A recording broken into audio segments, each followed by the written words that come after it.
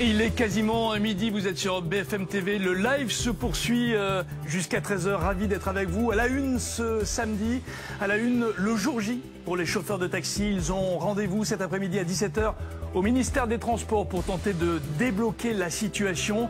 Autour de la table, il y aura le Premier ministre, bien sûr, François Bayrou, comme le demandaient les chauffeurs de taxi. Sur le terrain, les blocages continuent ce matin. Nous ferons le point avec nos reporters sur le terrain. Et Anthony Leboz du service politique nous dira quelle est la marge de manœuvre possible des syndicats et surtout du gouvernement. À la une également ce midi, l'échange des prisonniers ukrainiens. Il a débuté, échange de prisonniers ukrainiens et russes. Il a débuté hier. Il devrait prendre quelques heures, quelques jours encore sur le terrain. La guerre se poursuit. Il y a eu de nouvelles frappes russes sur le territoire ukrainien cette nuit. Dans ce live, nous serons en Ukraine et en Russie avec nos envoyés spéciaux. Et puis, un nouveau variant inquiétant du Covid-19 identifié en France. Un variant observé à 4 reprises sur le sol français.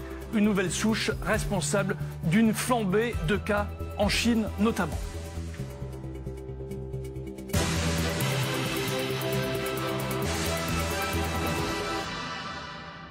Mais d'abord, c'est la nouvelle, l'information de cette fin de matinée, une panne géante, une panne de courant géante à Cannes. Et ça tombe évidemment forcément très très mal puisque ce soir à 19h, c'est la remise du palmarès au 78e festival du film.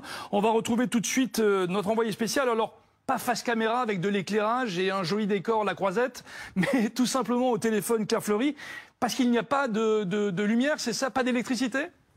Ah non, rien du tout depuis à peu près 10h du matin et vous avez presque de la chance de m'avoir au téléphone parce que certains opérateurs ne passent plus du tout à Cannes. C'est vraiment très compliqué, hein. C'est un bazar généralisé. Toutes les rédactions sont un petit peu en panique parce que nous n'avons plus de réseau Internet. Quand on marche dans les rues de Cannes, certains magasins ne sont tout simplement pas ouverts. Les feux rouges sont à l'arrêt, les magasins sont fermés donc.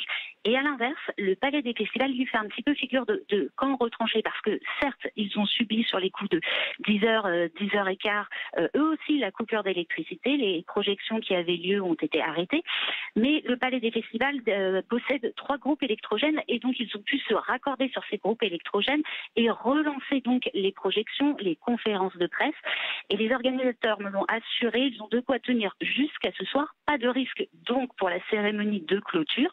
En revanche, il pourrait y avoir des absents et oui parce que avec les trains qui sont à l'arrêt, comment faire revenir les lauréats qui parfois viennent de loin, c'est une vaste question et donc on s'attend ce soir à une cérémonie peut-être en mode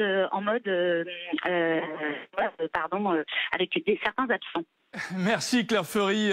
Claire Fleury, l'envoyé spécial de BFM TV à Cannes avec cette coupure de courant géante donc à Cannes, à quelques heures donc de la remise de la Palme d'Or à Cannes ce soir à partir de 19h. L'actualité depuis ce matin nous conduit évidemment sur la grève des chauffeurs de taxi qui se poursuit depuis 6 jours, vous le savez. Ils souhaitent rencontrer le Premier ministre. En principe, ils vont le voir avec 2 autres ministres ce soir à 17h au ministère des Transports. La grève se poursuit sur le terrain. On va rejoindre notre envoyé spécial sur le terrain, boulevard Raspail à Paris, Clémence Renard. Depuis ce matin, les blocages se poursuivent dans les rues de Paris. Oui, c'est boulevard Raspail. Vous allez peut-être l'apercevoir. On entend des klaxons, vous voyez, sur le boulevard, parce qu'il y a encore des taxis qui continuent d'arriver. Hein, les cortèges qui n'arrêtent pas d'arriver depuis ce matin. Il y en a même qui sont arrivés dans la nuit. On en a vu encore il y a quelques minutes arriver notamment de Moselle, du Loiret ou encore de Pyrénées-Atlantiques. Et vous entendez donc la détermination des taxis sur place. On est avec Samy. Vous venez de Lille. Vous êtes arrivé dimanche soir à Paris et vous n'êtes pas rentré chez vous depuis. C'était hyper important de montrer votre détermination jusqu'au bout. Oui, bonjour, tout à fait. On s'est déplacé ici pour se mobiliser contre cet accord 4, cette réforme qui va nous spolier, qui va modifier en profondeur notre organisation. Bien que aujourd'hui on revendique aussi le maraudage électronique pour le taxi, hein, qui est totalement illégal pour le VTC. Donc ce sont des acteurs qui ont pénétré le marché et qui malheureusement nous ont spoliés. Vous d'ailleurs, vous avez dû adapter votre activité. Ça fait 2 ans que vous ne faites plus de trajets avec des particuliers. Vous êtes 100% transport malade maintenant. Exactement, je vais vous donner quelques données. Sur l'île, nous sommes environ 200 taxis. On annonce plus de 5500 VTC. Donc c'est quelque chose qui est totalement incontrôlable. Et il y a pour une police des taxis environ deux policiers, 2 agents qui sont dédiés pour le contrôle de l'ensemble, sur l'ensemble du département du Nord. Donc c'est totalement ingérable, incontrôlable. C'est une anarchie institutionnalisée et malheureusement on est livré à nous-mêmes. Et pourquoi vous avez arrêté le transport particulier ? Mais parce que malheureusement, le très bas coût a capté la part de marché, puisque la première problématique en France, c'est le pouvoir d'achat. Donc le chaland, le client va directement vers le moins cher. Le taxi reste cher, malheureusement, et donc ces clients se détournent du taxi traditionnel. Et donc nous sommes obligés d'aller dévier vers le transport de malades assis, qui malheureusement, avec des données qui, moi je conteste, sur cette augmentation qui est réel, mais malheureusement on ne prend pas en compte l'augmentation du de personnes non ALD, la population, le vieillissement de la population, les trajets qui se sont rallongés et surtout, malheureusement, une inflation galopante. Merci beaucoup d'avoir été avec nous. Vous allez être d'ailleurs très concerné par cette nouvelle convention de l'assurance maladie. Vous avez entendu, probablement, on entend les cris, ces explosions, les pétards qui témoignent donc de la détermination des taxis qui, même après 6 jours, ne faiblit pas. Les taxis qui attendent donc cette réunion prévue en fin d'après-midi. Merci Clémence. Clémence Renard, boulevard Raspail à Paris avec les moyens techniques et les images signées Hugo Dorsemène. On en parle en plateau avec nos invités, avec Omar Asseban, bonjour. Bonjour. Trésorier de l'Union nationale des taxis, avec Arnaud Aimé qui est également spécialiste des transports chez SIA, et puis notre spécialiste politique Anthony Leboss. Bonjour Anthony. Bonjour. On va voir avec vous ce qui est possible et pas possible pour les chauffeurs de taxi. Alors je me tourne vers vous. Qu'est-ce que vous attendez concrètement de cette réunion que vous aviez souhaitée le week-end dernier ? Alors on attend des réponses concrètes sur nos doléances. On a proposé. On va y aller dans l'ordre. La première thématique qui vous préoccupe, c'est cette réforme de l'accompagnement des patients dans les taxis, qui a été revue à la baisse pour vous. Vous dites nous on est perdants. Qu'est-ce que vous souhaitez? On souhaite aujourd'hui le gel de cette convention. Le gel et pas le retrait? Le gel pour l'instant, c'est-à-dire qu'on puisse la suspendre. Ouais. On désire aujourd'hui nommer un médiateur, puisque les échanges depuis 24 mois... Donc on la gèle et on discute. On discute, on trouve un médiateur qui puisse aujourd'hui trouver un terrain d'entente, puisque le dialogue n'arrive plus à se faire avec le directeur de caisse qui aujourd'hui prend et a pris une décision unilatérale, à savoir qu'avant la manifestation qui avait été déposée pour lundi dernier, celle-ci est apparue au journal officiel le vendredi soir. Alors qu'il était possible de pouvoir obtenir des échanges et de dialoguer et de trouver une situation pour une stabilité et pour une viabilité de nos entreprises aujourd'hui sur cette convention. L'autre point qui coince, qui bloque, c'est la concurrence déloyale, on va le dire comme ça, des VTC. Ça fait plus de 10 ans aujourd'hui, depuis la loi Grand Guillaume. Et pourtant, il y a la loi. Il y a la loi Grand Guillaume aujourd'hui, le fameux médiateur qui est entré dans cette discussion qui était la loi Grand Guillaume, qui a une obligation au VTC de retourner à la base. Et c'est pas le cas aujourd'hui. Aujourd'hui, on subit de plein fouet l'ubérisation de ces plateformes. Je parle de Bolt, Uber, sur toutes les grandes métropoles qui aujourd'hui maraudent sans cesse aujourd'hui et qui prennent la voie publique alors que celle-ci, elle est octroyée aux taxis. Alors, sur ce point précis, le gouvernement, par la voix de son ministre de l'Intérieur, Bruno Retailleau, dit « là, on va sanctionner ». Oui. C'est une avancée, ça ?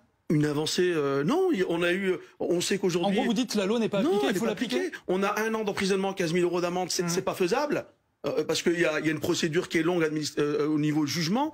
Donc on a mis les fameuses contraventions délictuelles à 500 €. Celles-ci ne sont pas faisables. On a les forces de l'ordre qui n'ont pas de moyens aujourd'hui de pouvoir obtenir la localisation des taxis, des VTC, pardon, sur la voie publique. C'est une problématique aujourd'hui. C'est une vraie problématique. Mais sur le sujet des VTC, effectivement, il y a les ministres du gouvernement qui ont dit qu'il fallait renforcer les contrôles. Ils vous donnent déjà ce point-là. En revanche, ils sont pas prêts du tout à revenir sur la réforme du mode de rémunération qu'on évoquait avec Jean-Wilfried sur les taxis conventionnés pour le transport des patients. Est-ce que s'ils ne reviennent pas sur ce point-là précis de la rémunération, vous continuerez les mobilisations? On continuera jusque tant qu'il y a aujourd'hui un médiateur qui puisse être nommé et qu'on puisse rediscuter cette convention. Il n'est pas viable pour nos entreprises. Ça va être une catastrophe. Je viens d'un milieu rural aujourd'hui. Je vous dis aujourd'hui, c'est 41 000 entreprises conventionnées. On est à plus de 100 000 salariés aujourd'hui qui comptent sur l'ensemble du territoire et autour du taxi. Ça va être une catastrophe. On pourra pas aujourd'hui venir transporter ces personnes sur des distances qui ne peuvent pas être. On a aujourd'hui l'allongement de ces trajets. On a aujourd'hui le vieillissement de la population. Il y a toutes ces données qu'aujourd'hui les pouvoirs publics ne prennent pas en compte. Mais Sophie Primas, la porte-parole du gouvernement, dit on va pas faire machine arrière sur ce point-là de la rémunération. Il s'agit de faire entre 100 et 150 millions d'économies sur 6 milliards d'euros qui concernent le transport des patients. La porte-parole du gouvernement dit il faut qu'on s'assure qu'on puisse faire le maximum pour réduire les frais. Donc si on vous donne au fond des garanties pour un meilleur contrôle des VTC et que dans le même temps le gouvernement ferme la porte à tout gel de la réforme ou toute modification, vous allez poursuivre le bras de fer. On poursuit le bras de fer, mais de quoi on parle, monsieur? C'est quoi? Le rapport de l'ONDAM, c'est 3%. Taxi, ambulance, VSL, tout confondu, c'est une goutte d'eau, c'est 3% sur le rapport de l'ONDAM. Mais qu'est-ce que rapporte aujourd'hui le taxi? Sur les cotisations sociales, CSG, les contributions. Aujourd'hui, ce que aujourd'hui les plateformes, le lien est fait, les plateformes ne font pas aujourd'hui. Donc il y a un moment, le taxi, aujourd'hui, il est pris dans une sphère où on le montre de doigts, où on le dénigre, comme si qu'il était un voyou. C'est pas le cas aujourd'hui, ce sont des familles aujourd'hui. On a l'ensemble des taxis aujourd'hui qui se sont mobilisés pendant une semaine. Ils ne voient pas leurs enfants, leurs familles, leurs femmes. Ils perdent aujourd'hui du chiffre d'affaires, ils ne travaillent pas. Il y a un moment, est-ce qu'aujourd'hui on est dans un état de droit? Est-ce qu'aujourd'hui on a le droit aujourd'hui de réclamer à ce que les choses soient faites concrètement pour qu'on puisse vivre de nos entreprises? Arnaud Aimé est en ligne également avec nous. Merci d'être là, Arnaud Aimé, spécialiste des transports. C'est un bras de fer qui est engagé. Ça peut durer dans le temps, ce bras de fer? Oui, ça peut durer dans le temps. Après, il y a des considérations politiques que je maîtrise pas, mais je pense que la volonté du gouvernement et du système de sécurité sociale, elle est assez forte parce que d'une part, ces dépenses, elles ont beaucoup augmenté ces dernières années. On parle de plus 45% d'augmentation de la dépense depuis seulement 2019. Et puis elles vont continuer à augmenter. Et ça, c'est que les taxis le veuillent ou pas. L'interlocuteur avant parlait du vieillissement de la population, mais il y a aussi l'augmentation de la pratique de l'ambulatoire, c'est-à-dire des patients qui ne restent pas à l'hôpital, qui retournent chez eux. Donc ça fait plus de flux. C'est aussi une meilleure prise en charge de la chronicité des maladies. Et puis c'est encore des trajets qui sont plus longs parce qu'avec les déserts médicaux qui s'installent, eh bien ces trajets-là, ils sont plus longs et ça va continuer. Donc on comprend bien que vu l'augmentation du volume de transport qui va se poursuivre, eh bien il y a une volonté de l'assurance maladie de maîtriser ça et il s'agit, à mon sens, pas de considérer que les taxis sont des voyous, ce que j'entendais à l'instant, mais d'une meilleure aussi organisation de ce système de taxi. Ça, c'est pas seulement de la responsabilité des taxis, c'est aussi de la responsabilité des hôpitaux, des médecins sur l'organisation des choses pour que, avec un nombre donné de taxis, eh bien, on transporte un maximum de patients. On peut imaginer que les taxis s'y retrouvent aussi avec cette réforme à condition que l'organisation, y compris dans les hôpitaux, s'améliore pour mieux planifier les déplacements, pour mieux respecter les horaires des rendez-vous médicaux aussi. C'est toute cette inefficience qui, pour l'instant, crée beaucoup de retours à vide pour les taxis, qui crée des transports avec un seul passager, par exemple. C'est tout ça qu'il faut essayer d'améliorer dans le temps. Et on en parle justement avec notre rubrique les éclaireurs. Frédéric Fernandez, les taxis ont des revendications face aux VTC, on en parlait à l'instant, qui eux sont de plus en plus nombreux sur le terrain, c'est ça? Oui, déjà, en un mot, le marché de transport de personnes en France en 2022 était... Manifestement, on ne vous entend pas, Frédéric. Alors on va poursuivre notre débat en plateau avec mon invité. Vous disiez... On sent la tension sur le terrain. On voit que depuis quelques jours, vous occupez les gares, que vous avez occupé les aéroports. Vous êtes prêt à aller jusqu'où?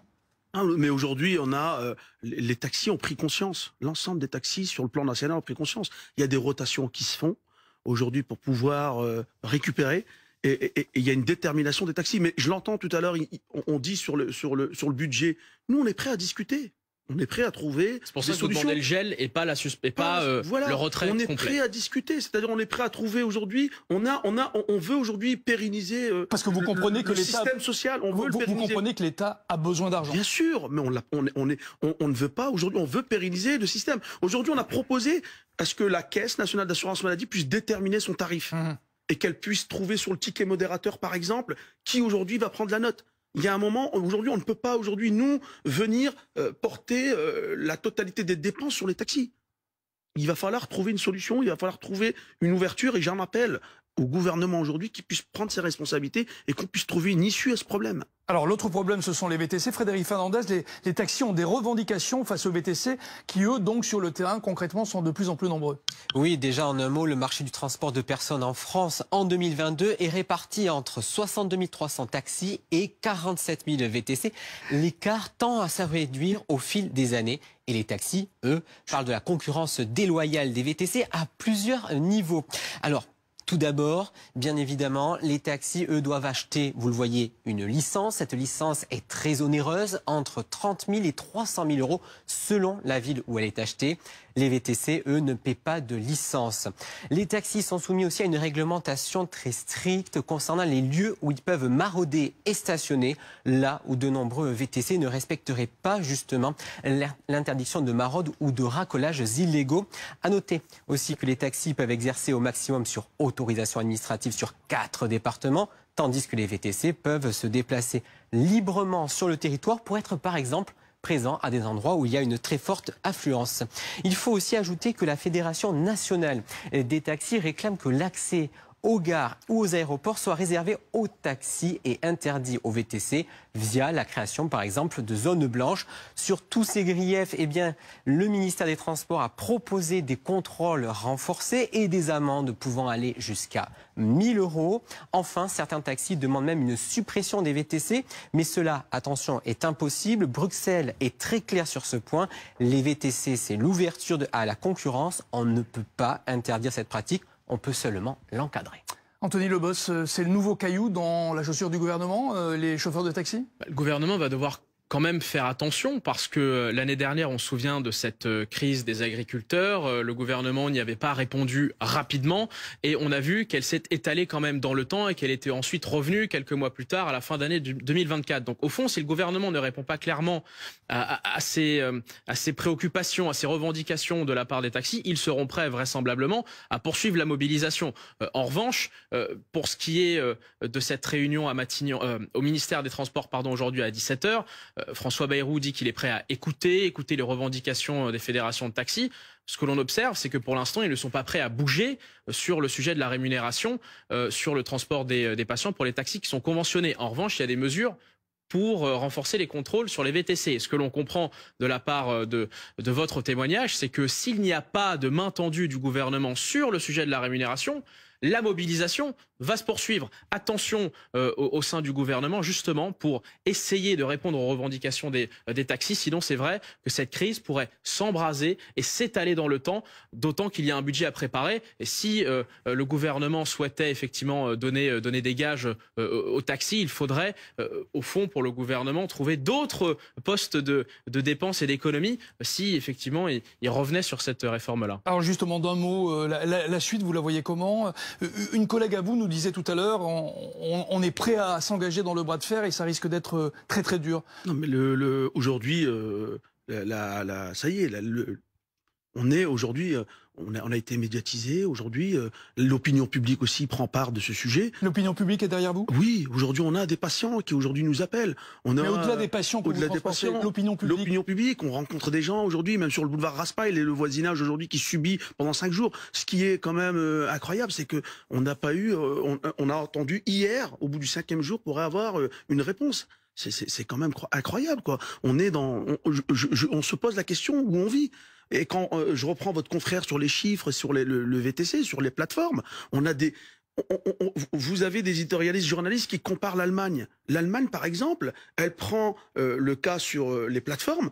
Le retour à la base, il y a une déconnexion automatique. Pourquoi aujourd'hui il n'y a pas une volonté politique de vouloir déconnecter le VTC qui repart à sa base? C'est son cas. Il l'a bien dit aujourd'hui, il y a une autorisation administrative aujourd'hui, autorisation de stationnement qui est achetée par des taxis, et on a une concurrence déloyale en face qui continue en toute impunité à transporter les gens de façon libre et sans avoir aucun problème là-dessus. Merci à vous d'être venu ce matin sur le plateau de BFM TV. Merci Anthony Lebos pour votre éclairage sur cette situation qu'on va suivre évidemment de près dans les prochaines heures. Réunion au ministère des Transports cet après-midi à 17h, autour notamment du chef du gouvernement. 12h18, c'est le live BFM TV qui se poursuit, le live week-end jusqu'à 13h. Et on parle maintenant de l'étranger, de la situation en Ukraine. La guerre se poursuit sur le terrain. Il y a eu des frappes russes au cours des dernières heures, la nuit dernière.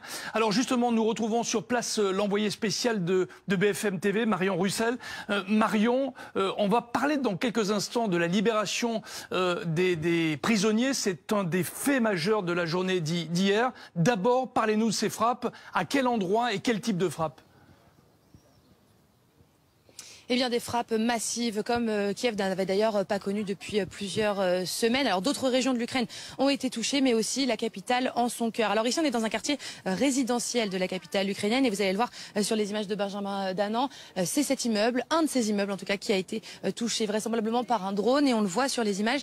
Eh bien, ce sont les appartements qui se sont ensuite embrasés suite à cet impact. Alors, c'est arrivé vers 3 h du matin ici, mais les alertes, elles avaient commencé dès 20h30. Alors, les habitants sont en train d'essayer tant bien que mal avec les moyens du bord de mettre en sécurité leur logement. Ici, on est vraiment dans un endroit où les gens vivent, où les gens évoluent chaque jour. Juste ici, il y a une aire de jeu pour les enfants et ce sont ces cibles qui ont été touchées durant la nuit. On parle de 14 missiles Iskander qui ont été envoyés depuis la Russie, plus de 250 drones, une attaque donc massive. Volodymyr Zelensky lui a appelé à plus de coopération européenne. Et puis, ça arrive à un jour qui n'est pas tout à fait particulier. Vous l'évoquiez, c'est ce week-end qu'a lieu le plus grand échange de prisonniers depuis le début de la guerre. 1000 prisonniers ukrainiens qui seront libérés contre 1000 prisonniers russes. Ça a commencé hier avec plus de 390 libérations. Et on a pu assister avec Benjamin Danan à cet échange, en tout cas à l'arrivée des soldats ukrainiens, mais aussi de civils qui ont été libérés auprès des familles dans l'attente, dans l'angoisse, parfois dans la joie, mais aussi